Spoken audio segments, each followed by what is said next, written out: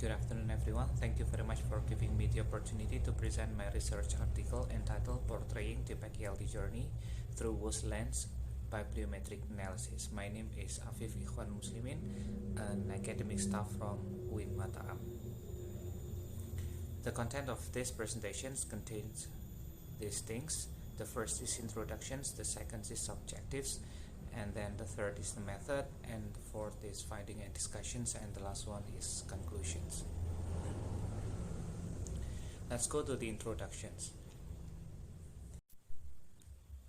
TPACK, or Technological Pedagogical Content Knowledge Framework, was first introduced by TPCK, is a framework as a result of the extensions of PCK, Pedagogical Content Knowledge, proposed by Schulman in 1986. Since the development of the informations and communications technology has been so rapid recently, as a result of the robust need to embed students with 21st century skills, which one of skills is digital literacy, PCK framework then include technology inside it into TPACK, or popularly proposed by Mishra and Kohler 2006. Then the TPACK itself contains of three parts. The first is TK, PK, and CK. So TK is technological knowledge, PK is pedagogical knowledge, and CK is content knowledge. Then, based on the studies, that there are some construct discussing about TPACK itself. So the first one, Vogt et al. 2009, mentions that technology is very important to create an effective teaching and learning. Similarly, Kohler et al. 2013 mentions that TPACK can be used for producing effective teaching. Wilmark 2018 states that to create an effective teaching and learning that can trigger students' ability to construct knowledge in digital era nowadays, teachers need to build good interactions among technology, pedagogy, and content knowledge. So based on these studies, so we can see that the constructs propose us to develop TPACK circumstances inside the ELT classroom. Literature studies on TPACK framework have been documented in recent years. Wilmark 2018 conducted a systematic literature review of 107 documents from the SSCI database in the period of 2011 till 2016. The study analyzed a variety of approaches and instruments to investigate teachers' TPACK. Rodriguez Moreno et al. 2019 conducted a systematic review of 37 papers from WOS and Scopus databases between 2005 and 2013. Their study focused on analyzing publications related to TPACK, such as public topic, main results, and methodological designs. Recently, Soler and Costa et al. 2021 conducted a bibliometric review of 471 articles from WOS, and it's done during 2006 till 2019. They explore the significance and evolutions of TPACK concept. Irwanto 2021 conducted a literature review of 106 research articles from Springer database during 2010 and 2021 to provide a comprehensive view of prior literature and some possible directions from researchers and educators for further TPACK studies. From the presented research, they identified TPACK publications were not in a complete TPACK type span, starting from TPACK framework emergence up to now. Moreover, they did not specify the study only to TPACK in ELT context or TPACK ELT, which this study was intended to do. However, information on research trend and possible directions in the TPACK ELT may help researchers and educators to understand research development in this area and then plan for future investigations. Then this study conducted descriptive quantitative analysis using the bibliometric study to analyze the journal articles which discuss TPACK ELT from 2006, the year TPACK was firstly introduced, until 2021. And the data was mined from Web of Science, and by including two criteria. The first one is the intended keyword, including TPACK and ELT, and the time periods from 2006 till 2021. And to analyze the data, the researchers employed Biblioshiny and Viewer software. After gathering the data, mining the data, the researchers found that the data are like this. So the time span actually planned from 2006 till 2021, but the data was mined starting from 2000, since like the articles are found in the years too, and then there have been around 30 articles from journals and books, and also documents related to TPACK ELT for about 48 results. Then the finding and the discussions. The first findings that the researchers found was the annual publications of TPACK ELT article is shown in this figure, that starting in 2000 or 2000. So we can find that some articles has been published at that year, and then it remains a low quantity until 2010, and it started to have a steady increasing between 2010 till 2014. Unfortunately, a fluctuating result was shown from the graph that we can see in around 2017 till 2019. So the productivities of TPACK ELT articles was falling, especially in 2020. But remember, this result was gathered from Web of Science database, so there is a possibility that the result will be different if you do kind of bibliometric analysis from different databases. Then maybe it's relevant with the needs of including technology into teaching because of the pandemic COVID-19 outbreak. So we can see that the productivities of TPACK ELT's article has raised starting from 2020 till the last year, or 2021.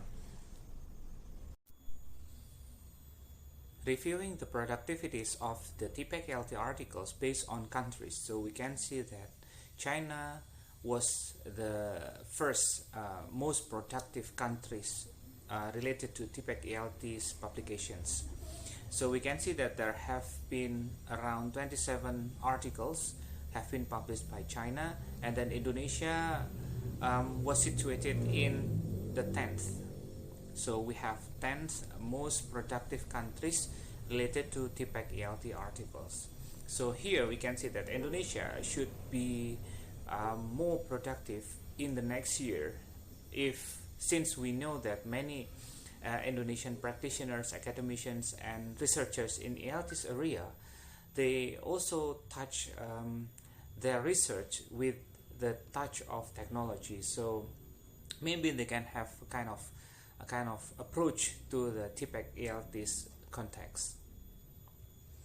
Then when we could see the result of the trends of countries' productivities based on years, so we can see here that China and Germany became the most productive countries recently, while England, Turkey, and Taiwan, they were quite productive in around 2016 till 2018. And the inspirator of publications in TPACK ELT areas was Australia, and followed by USA. The title of being the most productive countries is not separated from the contributions of the universities inhibited in the countries. So we can see here that many names of the most productive universities in these graphs shows by many universities from China, Taiwan, and also Germany. And none of Indonesian university names appear here, so it means that Indonesia University has not yet been recognized as the most productive universities in the area of TPACK ELT's productivities publications. Then discussing about the trends of TPACK ELT discussions and studies. So we can see here that the biggest circle here is shown by pedagogical content knowledge. So mostly the authors who write the articles related to TPACK, they mostly discuss only about PCK rather than discussing about the integrations of technology into pedagogical content knowledge. And the PCK here is usually discussed with some other focus like pre-service teachers and TPACKs in general, while actually the focus is on PCK. And on the other color, we have another groups of discussions that PCK usually is discussed with beliefs and EFL teachers, while we can see that the circle of EFL teachers is smaller than pre-service teachers here. So it means that most research articles related to TPACK ELTs are discuss the ideas related to the participants who are pre-service teachers, not the EFL teachers. Then on the groups, in the other groups of discussions here, we can see that teachers educations, knowledge, language, classroom educations, they are not really directly connected to. So the red color here shows that the most prominent discussions related to TPACK ELTs articles about PCK rather than the TPACK itself. So since PCK here become the core discussions or trends of keywords that are discussed in the article, so it means that they're still widely open to discuss about TPACK in relations with another focus or keywords that's shown in this picture, especially with the green and the yellow or maybe the blue one. Here we can see that the acceptance can be also discussed directly to TPACK, because here acceptance of TPACK or maybe the technology itself is not directly discussed to TPACK but discussed with pedagogical content knowledge. And also related to the professional development, seems like there is no direct line from professional development to TPACK, so it means that there is still open to discuss about this directly with TPACK. And also related to the EFL teachers, since there is no direct string between EFL teachers to TPACK itself, so most TPACK discussions is always related to pre-service teachers. So again, so it's open for future researchers to take EFL teachers as the participants of their research. Discussing about trends by years, we can see here that the yellow is the latest or the most recent trends in TPACK ELT's article publications. So we can see here that the yellow is related to technological, pedagogical content knowledge. So it means that recently many researchers or academicians, they are aware with the integrations of technology into teaching. So it opens their interest to do research in this area. However, related to the big circle, the size of the circle in the picture, we can see that again pedagogical content knowledge focus is more more in the quantity of applications compared to TPACK itself. So it means that TPACKs are still fully touched by the researchers and academicians, and the trends here is moved from the technology as itself as a lone focus into TPACK. So it means that technology nowadays is not separated from the educations, but technology should be embedded or integrated into teaching and learning process for not only the teachers but also for students. And here we can see that teacher educations is separately discussed, and the color is blue, so it means it was very popular in around 2016, but nowadays maybe not yet touched, so it's open for researchers in the recent years to discuss about TPACK with the participants of EFL teachers, teacher educations, and make relations with another focus as shown in this picture. So based on this study, we can make a conclusion that the first one is the TPACK ELT articles trends depicted an increasing trend during the time span. However, with the fluctuating result shows in 2015 till 2021.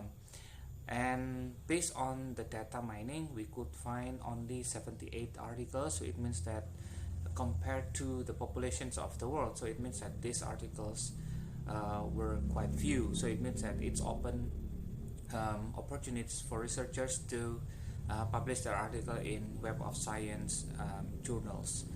And then the second one, Indonesia was the 10th productive country and China was the first, which are relevant to the university's productivity. So it means that it challenged for Indonesian researchers, especially for the English teachers and lecturers, to publish their article to be more productive, to integrate, accommodate the TPACK framework into their ELT teaching. The third conclusion is the co-occurrence analysis of keywords revealed a possible topic trends for future studies. So we can see here that the trends of the recent TPACK ELT articles publications is related to the participants, which are called as pre-service teachers, but they are not directly touch the EFL lecturers or EFL teachers itself. So it means that there is a big opportunity for researchers, academicians, also to do kind of research with EFL lecturers or teachers, participants, and also related to the TPACK itself. So it means that it seems like the TPACK is not become the focus of interest of the recent research publication. So it means that the quantity of applications in TPACK ELT area were still few. So it's also open opportunities to touch the TPACK ELT from different angles or different focus, maybe from beliefs or teachers' educations or professional development or any other parts. So that's all my presentations. Thank you so much, and I'm so sorry if I have mistakes. Wassalamualaikum warahmatullahi wabarakatuh.